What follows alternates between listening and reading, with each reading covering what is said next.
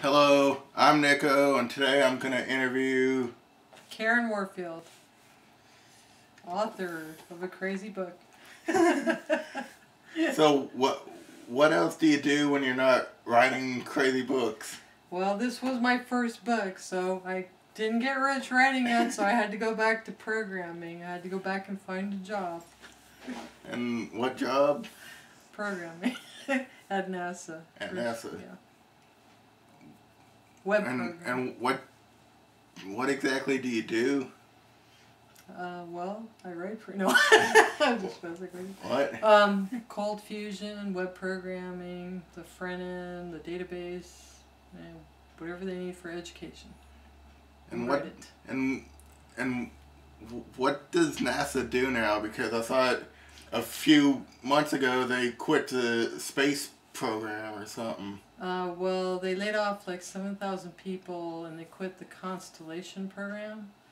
And so right now they're trying to reorganize, and they're still looking for people and programs to plan trips to Mars. It just takes a lot longer to get to Mars.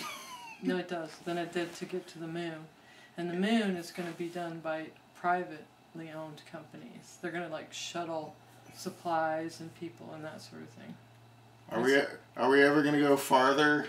Mars is the first step. Are we eventually gonna go past there? Hopefully, but I don't know. I'm not privy to that.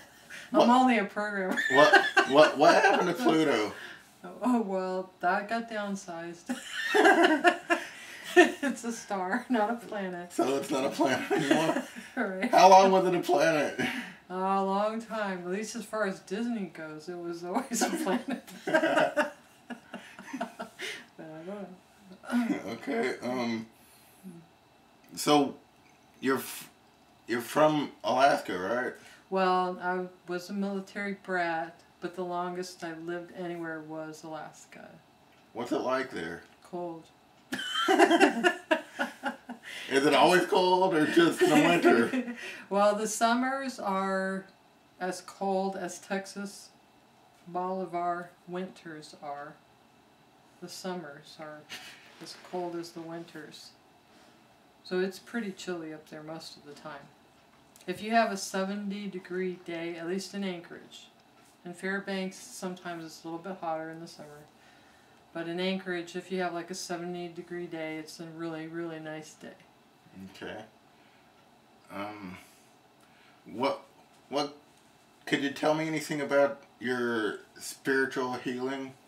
Oh, well, since I can remember, I've been a psychic medium, and the spiritual healing part kicked in when I had my own scuba diving accident, and I was paralyzed and had air embolisms. And while I was in the hyperbaric chamber a lot, spent a lot of hours in there, I started seeing symbols and felt like I was being healed by spirit. So when I made a full recovery. I can walk and talk, and maybe I don't think as fast as I used to, but maybe I never thought that fast at all. But I was just lying to myself. No, I'm just kidding. But anyway, after I got done with all that, I decided to learn Reiki, because Reiki, spiritual healing, uses a lot of the symbols that I saw, even though I think it went a little beyond what I've learned in Reiki and the healing that I got. So I like to do that on other people when I get a chance. And sometimes it works, sometimes it doesn't, but I think it's up to the individual, and if they believe it can help them. So you went scuba diving? Yes. What's that like? Cold. No, I'm just kidding. No, I'm just kidding. Well, let's see. We learned in Alaska, and that was kind of tough because it is so cold up there that you have to wear dry suits out in the ocean. So we did a lot of training in the pool. And then when we went to Cozumel, that's where we did open dives in the water, and always did refresher courses there. But it was so beautiful there in Cozumel because it's probably the second largest coral reef, I think, in the world. I think the largest, and don't quote me on this, I mean, in case someone might be wrong, I think the largest is the Australia. And it's amazing. It's beautiful.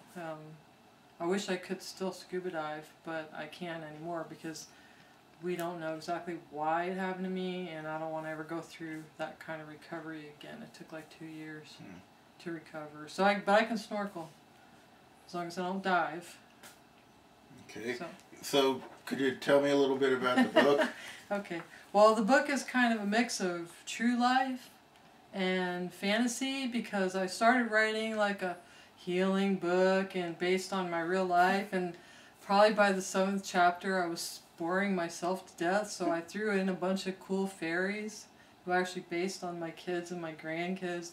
My kids have tattoos and they're a little bit wild and that sort of thing, so I thought I gotta spice this book up and made it fun. And I was hoping that it would be like a Lord of the Rings adventure type of book because I love that movie, and I know it's not like nearly anything like on that scale of that movie, but I wanted to have diversity. I wanted it to be like team effort. I wanted to have spiritual healing, and I wanted it to be fun. And so that's why I started, and I was laid off and I had some unemployment money coming in, and I thought I'm going to give it a shot and try to write a book. And I've since learned I probably need to take a couple creative writing courses, and actually I am learning. I bought some books and I'll read about it and try to do some rewrites on that book. And I've already started my outline for the second book, even though that one's not a huge success. But the fairies and all the characters come to Galveston, so when they meet a lot of the ghosts here, and that should be kind of fun. At least for me it will be. Yeah. Okay, well you kind of answered my next question. No. Thanks for talking. Oh, thank you.